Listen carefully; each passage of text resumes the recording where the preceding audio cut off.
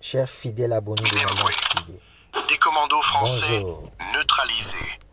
La France supplie Donc, comme vous pouvez pour un le cessez-le-feu. constater, je suis bel et bien au travail, donc ici à l'hôpital.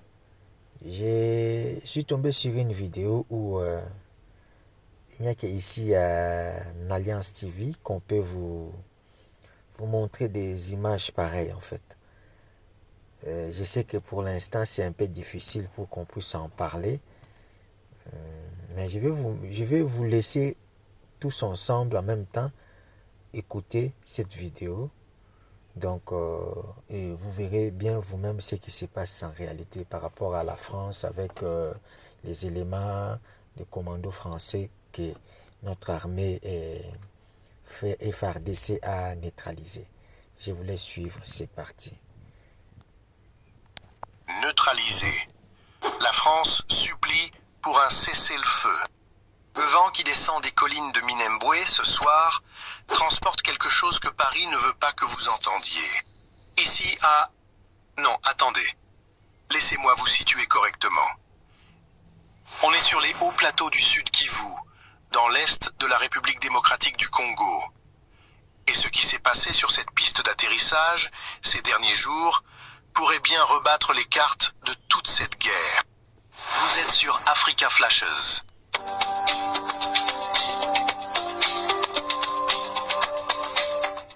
Posons les choses à plat. Selon plusieurs sources qui circulent depuis quelques jours, des commandos français, oui, des commandos français, auraient été neutralisés près de Minembwe.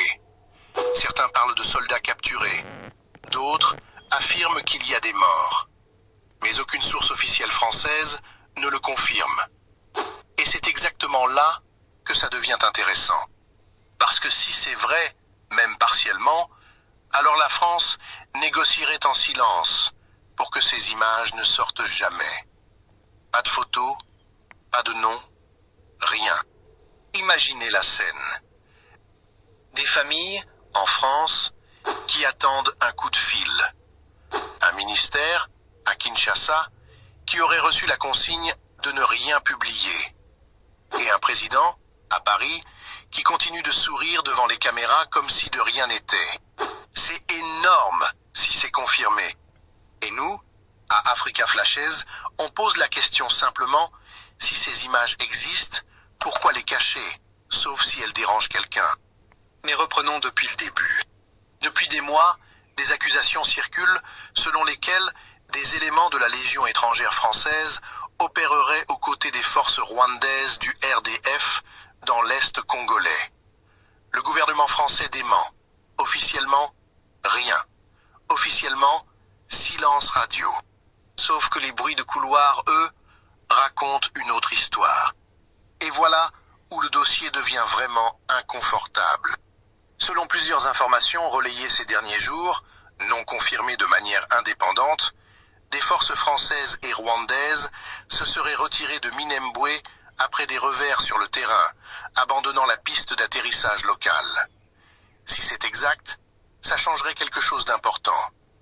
Ça voudrait dire que le rapport de force, sur le terrain, est en train de basculer en faveur des positions congolaises. Et ça contredit frontalement un discours qu'on a entendu à plusieurs reprises dans la part d'Emmanuel Macron, celui d'une armée congolaise incapable de tenir tête. Alors la vraie question c'est celle-ci. Si l'armée congolaise est si faible que ça, pourquoi des renforts étrangers seraient-ils nécessaires pour la contenir? On vous laisse y réfléchir. Pendant ce temps, à New York, la diplomatie française pousse soudainement à agir au Conseil de sécurité des Nations Unies. Drôle de coïncidence, non? Quand le terrain ne va plus dans votre sens, on change de terrain, celui des couloirs feutrés de l'ONU. Mais il y a un angle qu'on veut creuser avec vous, ici, à Africa Flashes. Celui de l'argent et du pouvoir politique francophone. En ce moment, Juliana Amata Lumumba, fille du héros national Patrice Lumumba, est candidate au poste de secrétaire général de l'Organisation internationale de la francophonie. Et selon plusieurs observateurs, Paris ne la soutiendrait pas, préférant la candidate rwandaise Louise Mushikiwabo ou en poussant le nom d'une ancienne ministre des Affaires étrangères d'un petit pays francophone d'Europe de l'Est. Si cette lecture des choses se confirme, ce serait un autre exemple, selon nous, d'un double discours français. Soutien affiché à Kinshasa d'un côté, soutien discret à ses adversaires de l'autre. Voici ce que peu de gens savent. Le président Tshisekedi, lui, semble miser sur une relation de confiance avec Macron. Mais une relation de confiance, ça se vérifie dans les actes, pas dans les sourires de sommet. Et là, on entre dans le cœur du problème. Si la France soutient en sous-main les ennemis du Congo, tout en se présentant comme un partenaire fiable, alors Kinshasa doit en tirer des conséquences. Pas dans 10 ans, maintenant. C'est là que l'histoire déraille complètement. Regardez ce qui s'est passé au Mali, au Niger, au Burkina Faso. 3 pays qui ont rompu l'un après l'autre avec Paris, en accusant la France de jouer un double jeu pendant des décennies. 3 pays qui ont dit stop. Alors nous, à Africa Flashes, on pose une proposition simple et on l'assume. 1 mois. Un seul mois sans Orange, sans Canal+, sans Air France, sans Total Énergie au Congo. Pas de violence, pas de chaos, juste un boycott citoyen, organisé, pacifique. Et observez ce qui se passerait à Paris si les chiffres tombaient sur le bureau des actionnaires. L'argent parle un langage que les discours diplomatiques ne peuvent jamais exprimer. On vous le dit franchement, certaines voix, dont la nôtre, vont plus loin, en évoquant une responsabilité politique française dans les violences visant des civils à l'est du Congo, y compris des femmes et des enfants. Ce sont des accusations graves. Elles ne sont pas, à ce jour, établies par une enquête judiciaire indépendante. Mais elles circulent, elles pèsent, et elles méritent d'être posées publiquement, pas étouffées. Voilà. Et c'est précisément ce point. Donc, il y a plein de vérités. Je vais vous laisser parce que je dois retourner au boulot. Il y a plein de vérités sur cette vidéo avec Africa Flash. Franchement, il y a à prendre ou à laisser. Hein. Il y a beaucoup. Je pense que c'est la population congolaise que nous sommes, que vous êtes sur place au Congo comme à l'étranger, que nous devons nous soutenir, nous lever.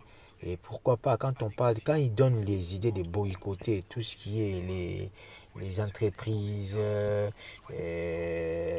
par lesquelles la population congolaise consomme, donc c'est une arme très efficace, très efficace, vous savez, plus que même la marche, oui. Donc je pense que le message est bien tombé, c'est pourquoi j'ai trouvé c'était très important. L'histoire des les policiers, les militaires, les commandos français, nanani, nanana, ça on savait déjà. Hein. Ça on savait déjà, ils ont été neutralisés. Donc ils peuvent dans le média nous critiquer, nous dénigrer, mais sur le terrain, nos FARDC sont toujours fort puissants parce que c'est une armée qui est accompagnée avec le militaire céleste. Ouais, c'est pourquoi ils n'ont pas le choix que de réussir et de sortir de là victorieux parce que le Seigneur est avec eux. Partagez cette vidéo s'il vous plaît massivement et abonnez-vous massivement sur notre chaîne. Voilà, même au milieu de mon travail, j'arrête. Je peux vous montrer l'hôpital là où je travaille. Donc j'ai dit arrêtez pour vous faire juste cette vidéo rapidement. Voilà, donc je vous laisse et que tout aille bien. Au revoir.